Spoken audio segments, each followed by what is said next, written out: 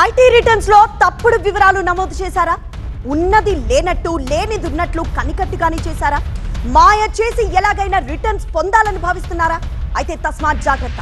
మునుపటి ఐటీ కాతిప్పుడు బాగా రాటు తేలింది. ఫాల్స్ ఫైలింగ్స్ ను ఇట్టే పసిగట్టేస్తోంది ఐటీ. ఇంతకు ఫాల్స్ ఫైలింగ్స్ ను ఐటీ డిపార్ట్మెంట్ ఎలా కనిపెడుతోంది?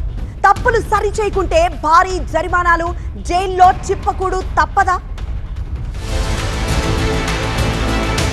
అక్రమ పద్ధతుల్లో ఆదాయ పన్ను మినహాయింపులు పొందిన వారిపై ఐటీ కొరడా ఝుళిపించింది. దేశవ్యాప్తంగా పలు నగరాల్లో సోమవారం దాడులు చేపట్టింది. పన్ను మినహాయింపులు పొందేందుకు అవసరమైన బోగస్ పత్రాలు సమకూర్చడంలో వ్యక్తులు, సంస్థలు సహాయపడుతున్నాయన్న సమాచారం మేరకు ఐటీ విభాగం సోదాలు నిర్వహించింది. రాజకీయ పార్టీలకు విరాళాలు, ట్యూషన్ ఫీజులు, వైద్య ఖర్చుల పేరిట నకిలీ బిల్లులు సమకూరుస్తున్నట్లు ఐటీ విభాగం గుర్తించింది.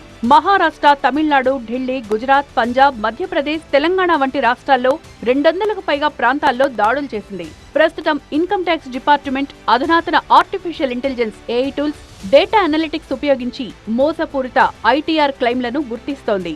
ఈ టూల్స్ అసాధారణ డిడక్షన్ ప్యాటర్న్లను, అనుమానాస్పద రీఫండ్ ట్రెండ్లను గుర్తించడంలో సహాయపడుతున్నాయి. నకిలీ ఈమెయిల్ ఐడీలతో దాఖలు చేసిన ఐటీఆర్లు పన్ను చెల్లింపుదారులకు తెలియకుండా బోగస్ డిడక్షన్లను క్లెయిమ్ చేసిన కేసులు బయటపడ్డాయి.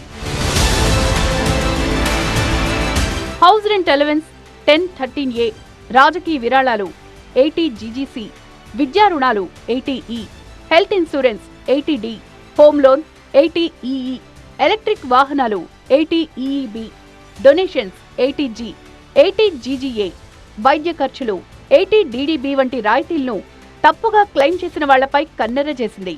క్లెయిమ్స్ లో ఈ మోసాలు పెద్ద ఎత్తున నకిలీ రాకెట్లుగా నడుస్తున్నాయి. అకౌంటెంట్లు, బ్రోకర్లు కలిసి పన్ను మోసాలకు పాల్పడుతున్నట్లు ఐటీ గుర్తించింది. ఆదాయ పన్ను చట్టం 1961 కింద జరిమానాలు, జైలు శిక్షలతో సహా కఠిన చర్యలు తీసుకుంటామని స్పష్టం చేసింది. రైట్స్ లో డిజిటల్ రికార్డులు, బ్యాంకు లావాదేవీలు స్వాధీనం చేసుకుని భారీ చర్యలు తీసుకునేందుకు ఐటీ సిద్ధమైంది. ఇన్కమ్ ట్యాక్స్ డిపార్ట్మెంట్ అత్యాధునిక ఆర్టిఫిషియల్ ఇంటెలిజెన్స్ తో పాటు బ్యాంక్, జీఎస్టీ, ఇతర ఆర్థిక డేటాను ఉపయోగించి తప్పుడు ఫైలింగ్స్ ను సులభంగా పసిగట్టేస్తోంది. నకిలీ ఈమెయిల్ ఐడీలతో దాఖలైన ఐటీఆర్లు ఒకే చోటు నుంచి వేలాది ఫైలింగ్స్ చేస్తే ఈజీగా గుర్తిస్తోంది. ఐటీ రైట్స్ లో భాగంగా నకిలీ వైద్య బిల్లులు బయటపడ్డాయి. ఏఈ టూల్స్ ఆధారంగా 150కి పైగా ప్రాంతాల్లో జరిగిన రైట్స్ లో డిజిటల్ ఆధారాలు సేకరించాయి. బ్యాంకు లావాదేవీలు, జీఎస్టీ రిటర్న్స్, ఆర్థిక సంస్థల నుంచి సమాచారం ద్వారా ఐటీ మోసాలు సులభంగా బయటపడుతున్నాయి. గతేడాది ఐటీ నడ్జ్ క్యాంపెయిన్ తో పన్ను చెల్లింపుదారులు తప్పుడు ఫైలింగ్స్ సరిచేయమని అవకాశమిచ్చింది. నడ్జ్ క్యాంపెయిన్ లో ఎస్ఎంఎస్, ఈమెయిల్ ద్వారా తప్పుడు క్లెయిమ్ల గురించి తెలియజేసి సరిచేయాలని సూచించింది. కానీ కొందరు ఐటీ హెచ్చరికలను లైట్ తీసుకుని నకిలీ ఈమెయిల్ ఐడీలతో వేలాది ఫైలింగ్స్ దాఖలు చేస్తున్నారు. ఇలాంటి వాళ్లపై ఆదాయ పన్ను చట్టం సెక్షన్ 271(1)(c) కింద 100% నుంచి 300% వరకు జరిమానా విధించే అవకాశం ఉంది. అంతేకాదు, తీవ్రమైన మోసాలు చేసిన వాళ్లపై సెక్షన్ 277 కింద 7 సంవత్సరాల వరకు జైలు శిక్ష కూడా పడే అవకాశం ఉంది. ఆంధ్రప్రదేశ్, తెలంగాణలో గతంలో జరిగిన రైట్స్ లో అనేక మంది అకౌంటెంట్లు, బ్రోకర్లను అరెస్ట్ చేశారు.